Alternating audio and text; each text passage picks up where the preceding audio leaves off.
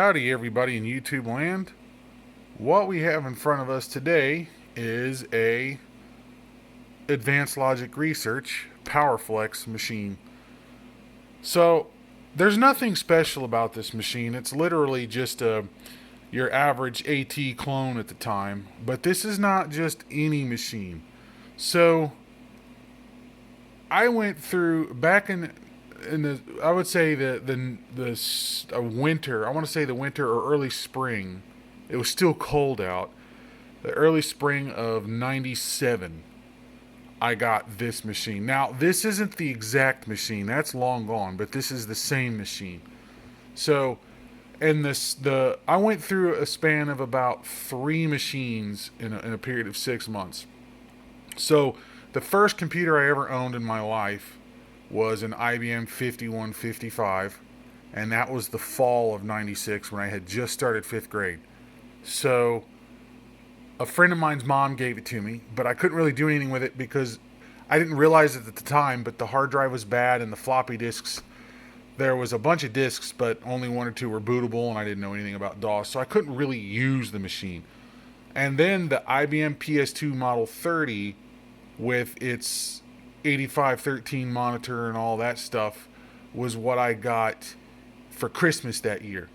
And I had a lot of fun with that machine. I got the manuals with it, so I learned DOS and all that stuff. I had a lot of fun with that machine, but eventually I ended up downloading a virus off of a BBS or something. The machine died, and of course, when I went to put the DOS disk in, it wouldn't read the floppies anymore. Matter of fact, the floppy drive wouldn't read anything anymore.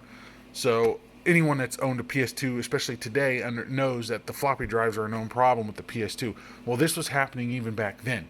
So anyways, that machine got scrapped, but what ended up happening was in the spring of '97, when all of that went down, there was a local shop, well, semi-local, at the south side of Fairfield, Ohio, which was actually closer to Coleraine, was a shop called PC Wholesalers. So Dad bought that machine from PC Wholesalers. I don't remember what he paid for it or whatever, but we ended up using a lot of our peripherals that was with the PS2, like the keyboard, the mouse, the monitor, and all that stuff. We reused that for this machine here. And this is a 386. This is a 16 megahertz 386 that was my first experience with the internet for the first time ever. And I remember it was a Windows 3.1 machine with a 14.4K modem, Windows 3.1, I said that already, AOL 3.0, all of that fun stuff. And obviously, even back then, it wasn't a pleasant experience. But I didn't know any better, and it was my first experience with the internet. So the backstory's out of the way. This is the machine. This is not the exact machine, but this is the same one up on the bench to be worked on. So fast forward to now. It's been 20-something odd years later.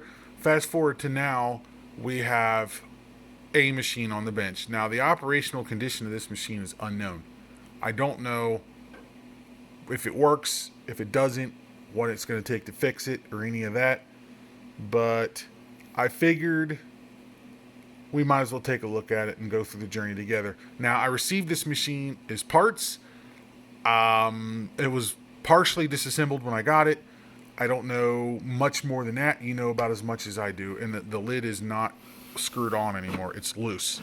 So I remember there was one screw in the lid when I got it. And I took the lid off and then it sat around. So yeah, let's take a look inside and see what we have going on with it. See if I can slide this off out of here. Okay, yeah. I remember now. I think. Try to do this single-handedly is not easy. So, that's right. I got this machine as parts. Okay, let's see what we have going on in here. Well, we have no RAM. And I don't remember it ever having RAM when I got it. Floppy cable. Okay, there's all the screws plus the battery, which was snipped out because, yeah, you know, I think that might have been what was wrong with this. The battery had leaked, but I don't remember.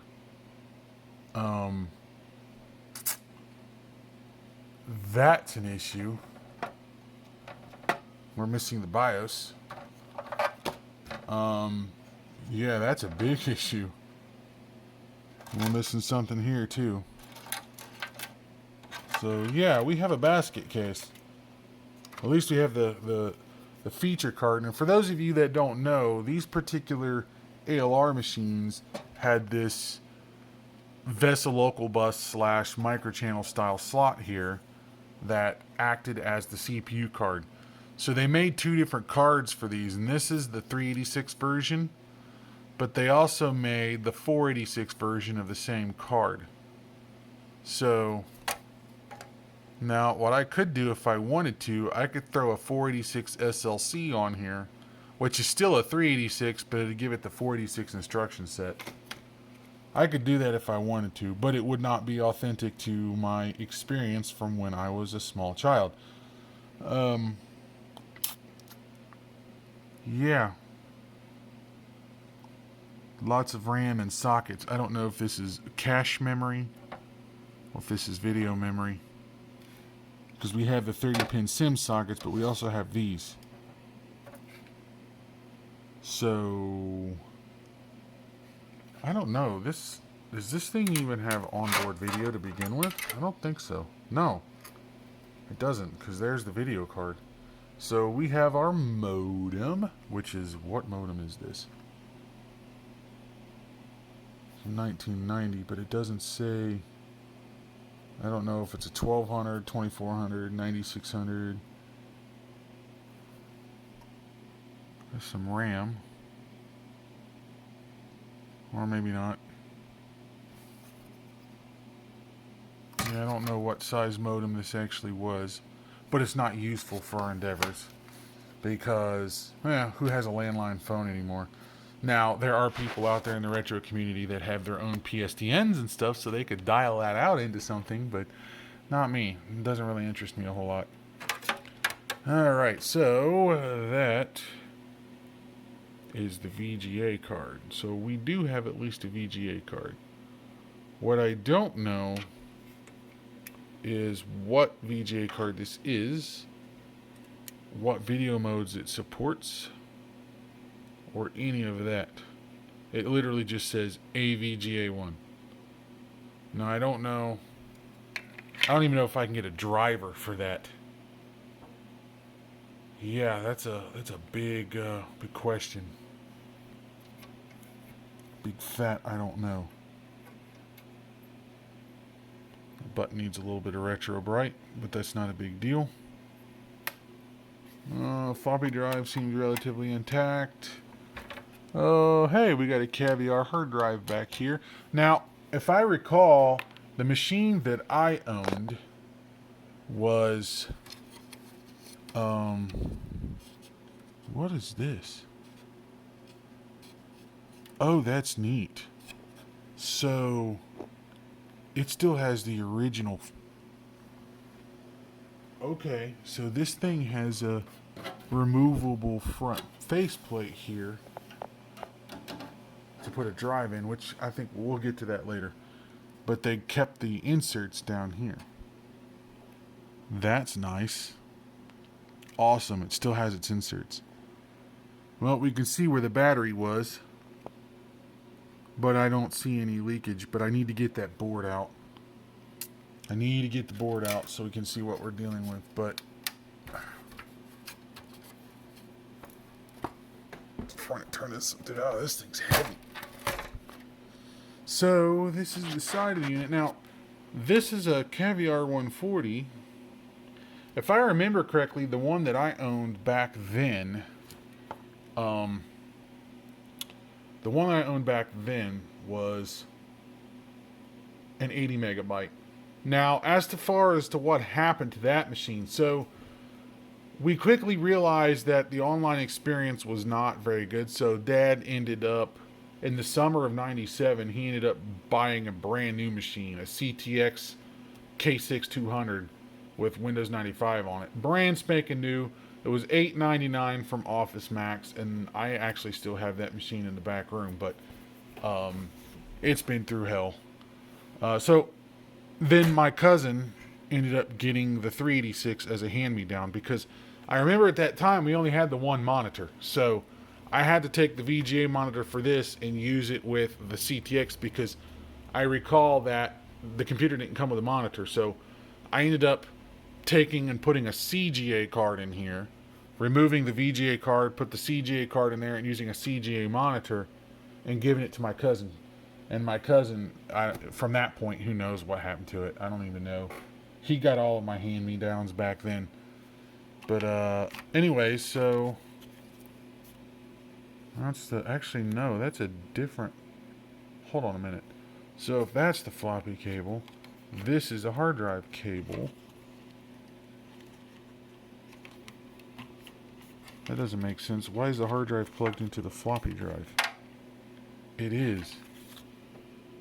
That's not good. So, because we have another floppy cable here, but we have the hard drive, and the hard drive is plugged into the... Oh, no. Why is the hard drive plugged into the floppy? Is this not a standard floppy drive? What the... I honestly am scared what I'm going to find. So... Oh yeah, it took me forever to find this machine too because I've been looking for one for a very long time. Because I'm starting to round off and complete my collection. And this machine is a critical part of it. Like I said, it's just your average old AT, but it doesn't matter for me because it has nostalgic value. So, alright, so let's get the board out. Alright, I got the motherboard out. There's a little bit of water damage in here, or maybe battery leak damage, I don't know. But it definitely needs a bit of cleaning up. So, don't know exactly how far I can go with it because it looks like these are spot welded in place. So, that just might be how it is. Maybe dip it into some evaporo rust or something, I don't know. It's not really affecting anything and it's on the inside, but it definitely looks like battery leak damage. So maybe a little bit of white vinegar. We'll have to see. Anyways, so yeah, the IDE cable was plugged into the floppy drive. So, and the floppy drive is not anything special than a floppy drive, so that has me slightly worried. Power supply, I want to peek into it and see what the capacitors look like. Typically, things from the 80s aren't quite as bad as things from the 90s, but I don't know. The only way to know is to pop it apart and take a look before we do a power-up. But perhaps more importantly, let's take a look at the motherboard. So, this is where the battery went, and you can kind of tell where the pads are just eaten away and ripped off or whatever else. So it was definitely leaking. Yeah, it was definitely leaking. Perhaps more importantly though, we have a hard disk input, so it does have at least a single IDE channel. Floppy connector, but I bet you this IDE channel is going to have stuck with types, so if we want to use a good hard drive, we're probably going to have to put an IDE to XT in here. But no, video is not on board, and we are missing the BIOS. The BIOS is gone. So, that's an issue. I gotta look around and see what happened to it. I don't know if I was given it and it was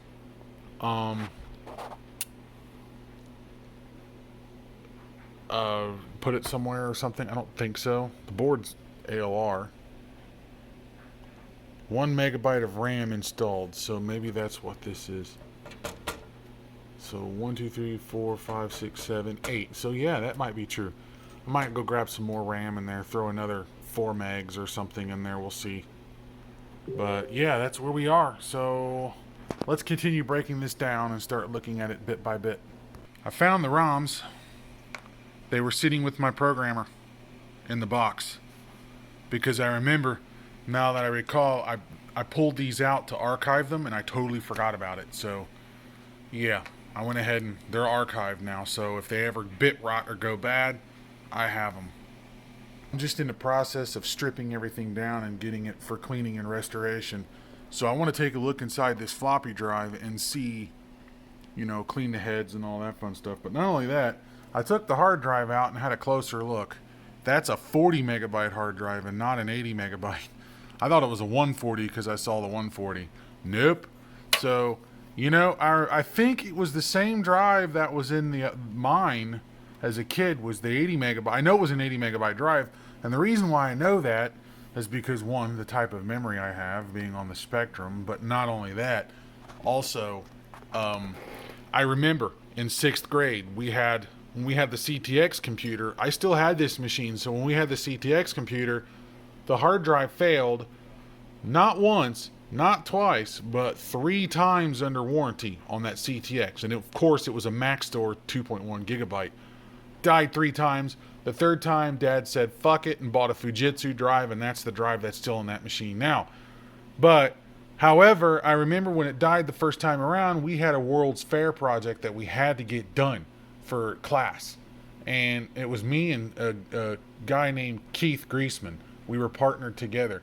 And I remember I was the one tasked to do the work, and at that time we had Microsoft Works.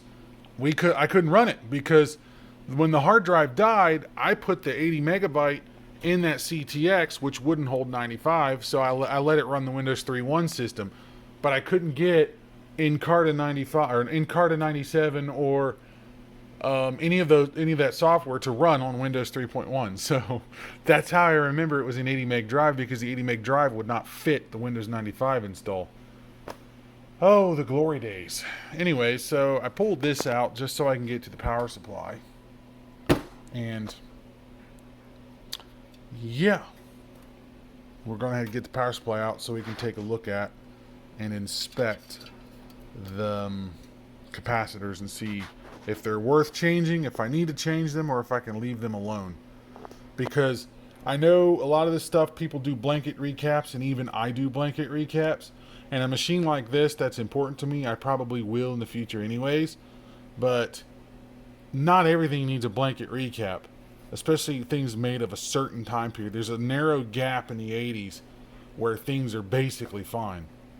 I'm in the process of removing this AT power supply while my pizza sits over there and cools down.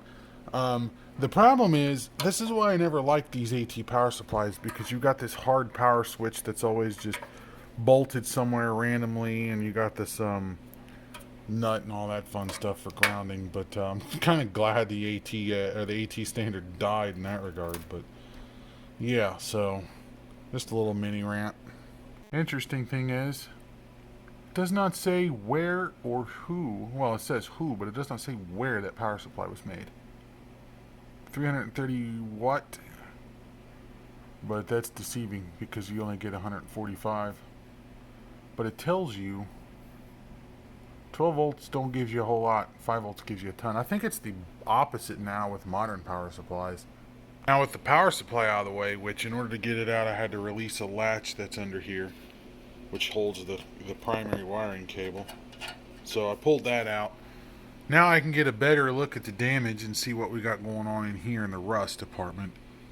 One thing I absolutely love though is this sticker says Made in USA, which is quite impressive.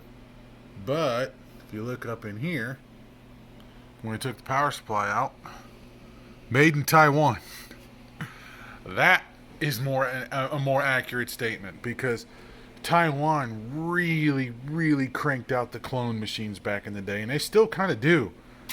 All the motherboards, as far as I'm aware of, are made in Taiwan. Everything's made in Taiwan and China. But less China back then than now, of course. But anyways, I now have the power supply removed, so I can actually pop this guy apart and just do a quick inspection on the inside and see if we have anything that needs immediate attention. And if we do, we need to take care of it.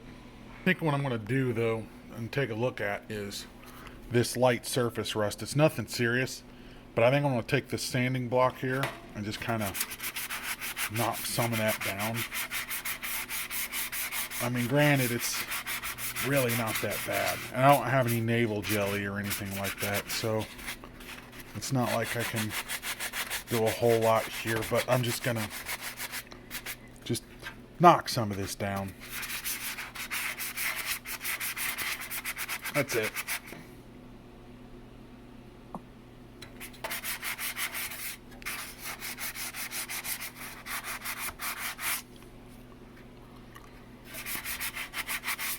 We get the idea.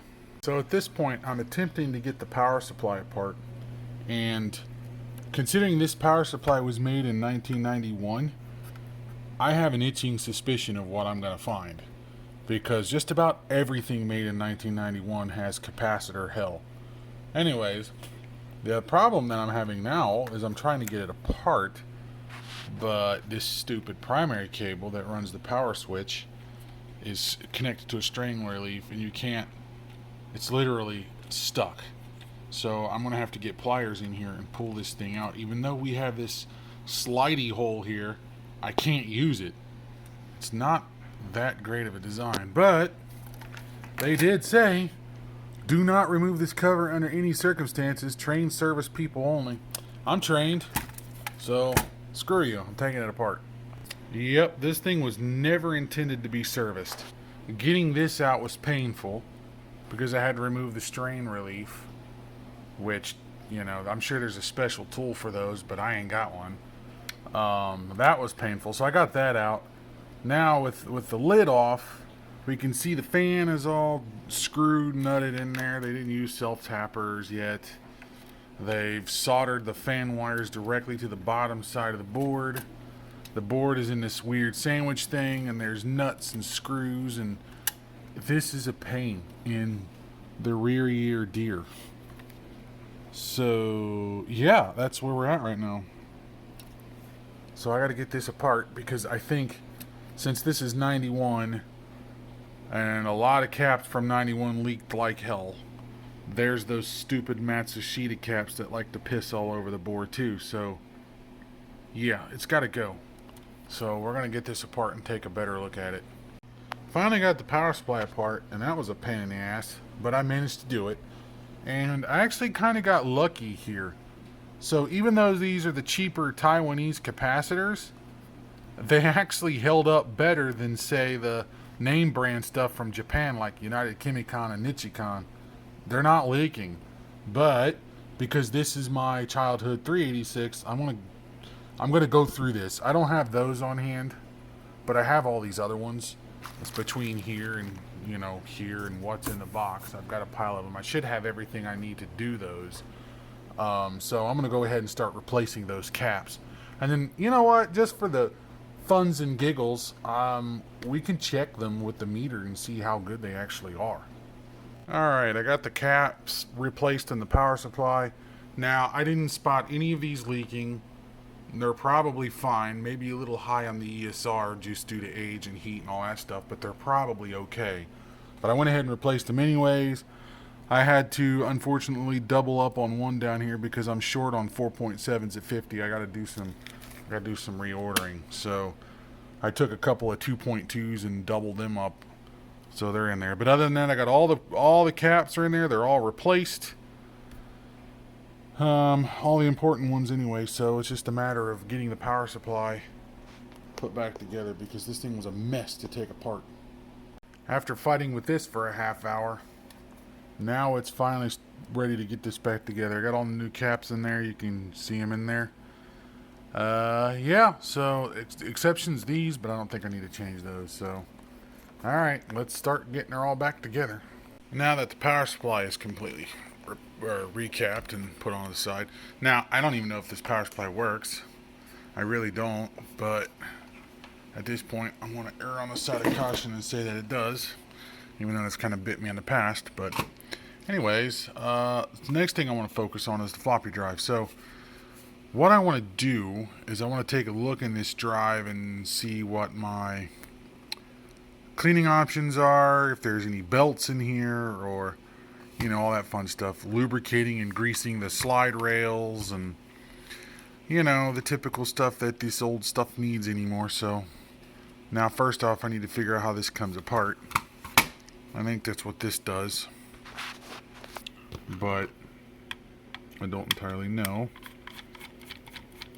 However, I'm pretty sure that, well, it slides out, but if the face is in the way, it's probably not going to. Yeah, I'm going to pop this apart. And there we have it. We've got it apart. So, first thing I want to check is if there's any belts, and it doesn't appear that there is. We have the head stack assembly there. I don't see any wear on it, but it's hard to say 100%. Looks like it was used in a high moisture environment just by the amount of corrosion. There's the slide rail. Looks like it still moves fairly good. It's not gummy.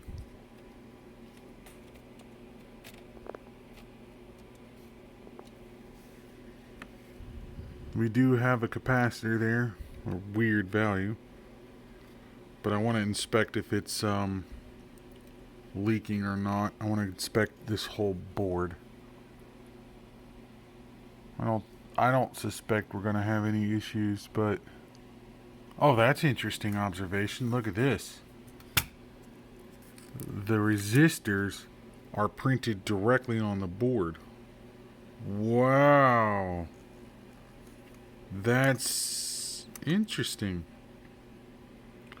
That is ultimate cheapness, I'll say that. But what do I know?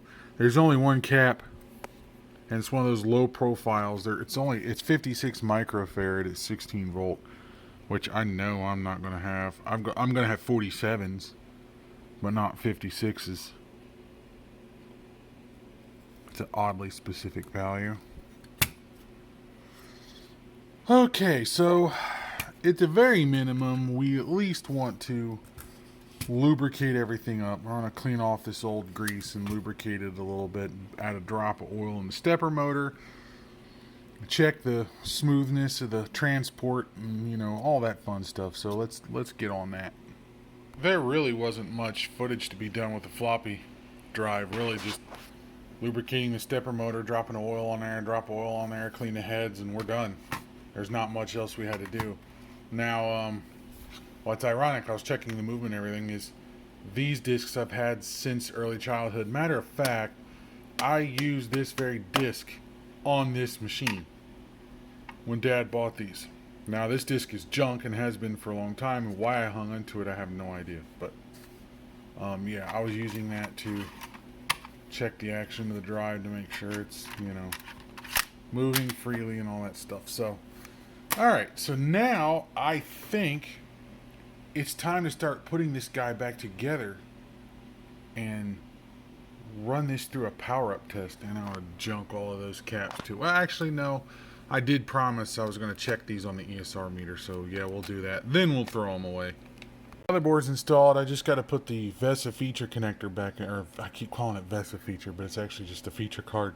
I need to put that back in there and test for post power. But before I do, actually, at least after I do, I need to find a solution for this Varta battery, because that, I'm pretty sure with these older machines, the hard drive type will not retain on a warm reboot, even if you set it, unless this battery is present. So yeah, I need to figure that out, because I remember on the laptop I worked on, if this battery wasn't there, it would not retain the hard drive settings at all.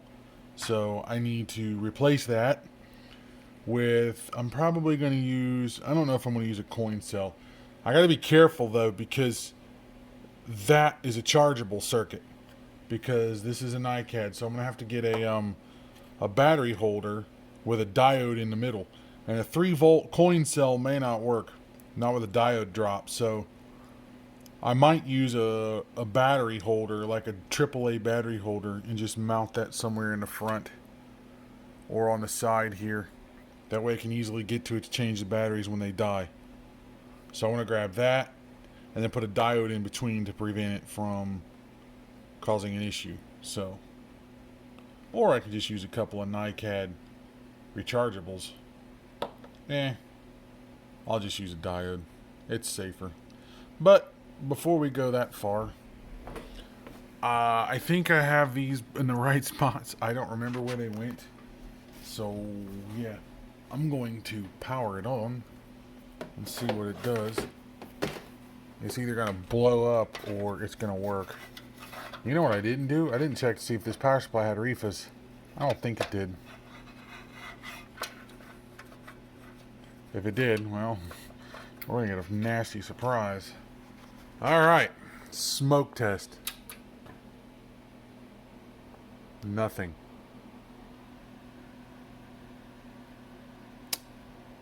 Well, actually we got a fan. Oh, hold on. Problem number one, I don't have any lights. I don't know why I don't have any lights yet. I wonder if it has to do with this connector. So if I move that there, let's move that here. See if I get a green light now. Yeah, I got power light now. Okay, so let's. The speaker does not. Where does the speaker go? That's a 5-pin connector, so I think the speaker. This is literally a guessing game.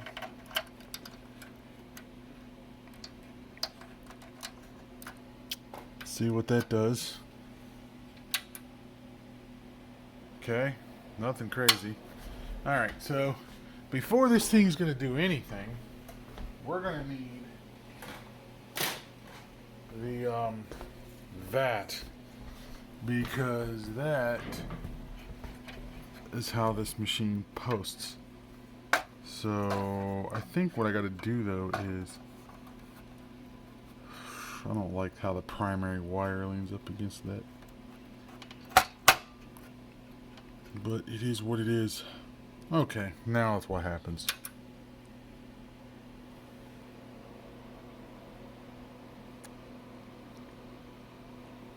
No beepity beepy. It would complain. It should complain about a lack of video card,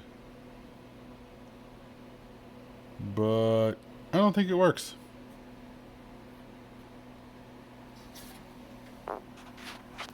Yeah, the key lock would have went there, but it doesn't have that. I don't like that mark. Need to get that out of there somehow. Nope, key lock's actually there. Yeah, I don't have any beepage. Alright, well, I gotta do some troubleshooting. Unfortunately, I think I'm gonna have to end it here. I've got no post, no video cards installed, power's on. Checked the voltages from the power supplies, nothing. I checked the voltage here where the battery was, it's at 5 volts, so that's not my issue. Yeah, something on the board failed. And I don't know what yet, so anyways, I can't go any further than this point, and this might be the end of the road for this machine, I don't know yet, so anyways, well, I hope you enjoyed this video or learned something along the way. So we'll come back to a part 2 if I can get this figured out, troubleshoot this thing. But anyways, thank you for watching, and if you have a comment, please feel free to leave one, and until next time, guys.